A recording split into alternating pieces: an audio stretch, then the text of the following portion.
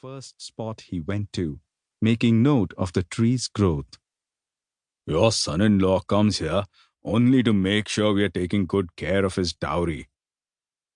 His father-in-law's teasing became a regular feature. The tree was called the son-in-law's dowry. Just as he was never called by his name, neither was his tree. In just 1 year, it grew so tall that one could stand to full height under the new branches. After all, it had come from another tree that had withstood the vagaries of time. The next year, there were flowers, and then fruits. 12 years went by in a flash. The tree kept growing and spreading every year.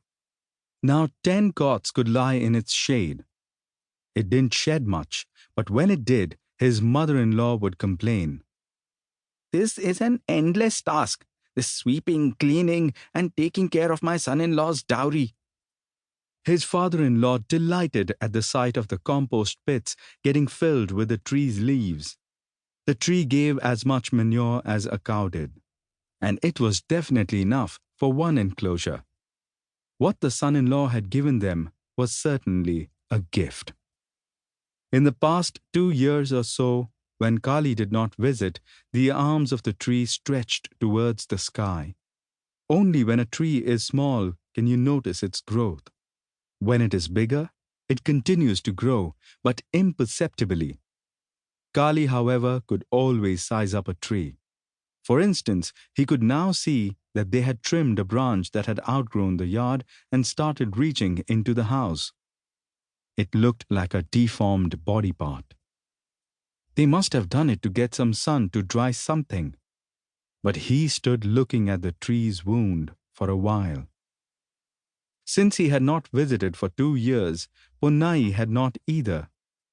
But this year, her brother, Muthu, had specially come to invite them. He arrived on the very first day of the festival in Karatur, the day when the flag was hoisted and the festivities began. He was adamant that they should come this year. Kali could not refuse, so he sent Ponnai on the day the chariot was taken out in procession. But his plan was to go on the last day, the day the deities went back to the hill, so that he could stay 1 more day, feast on the meat, and return home with Ponnai. After all, how long could he lie under the tree and stare at its canopy, even though he was the one to have planted it? His brother-in-law, Muthu, was his friend from childhood. In fact, they were so close that at some point he felt comfortable enough to freely say, "I want to marry your sister." But they had drifted apart once they became brothers-in-law. The gulf between them seemed to have become permanent over the years, but nothing much could be done about it. If he stayed here and worked the fields, people would openly ridicule him. They would say, "See, he is father-in-law's slave." Also, he'd have to abandon everything back home to come here. His mother might be able to take care of the cow and the calves and the goats for a few days, but after that, she'd definitely start hurling abuses at him. Does he think the cows here would somehow feed themselves if he sits on his haunches in his father-in-law's house and eats away? Shouldn't a farmer be concerned about these poor creatures? It is only as long as this Marayi is alive that you can drop everything and run off like this. I could die any day. What would you do then?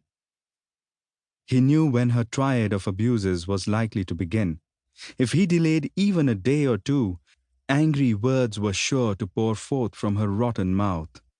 His father's face would appear before his eyes, like a mirage in the afternoon sun.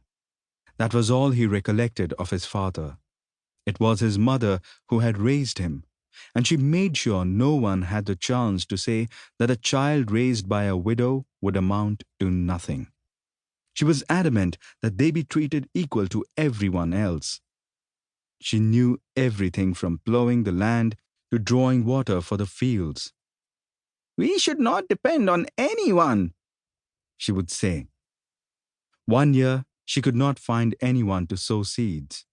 They said, Nothing would grow when sown by a woman in white. clearly referring to her widow's attire.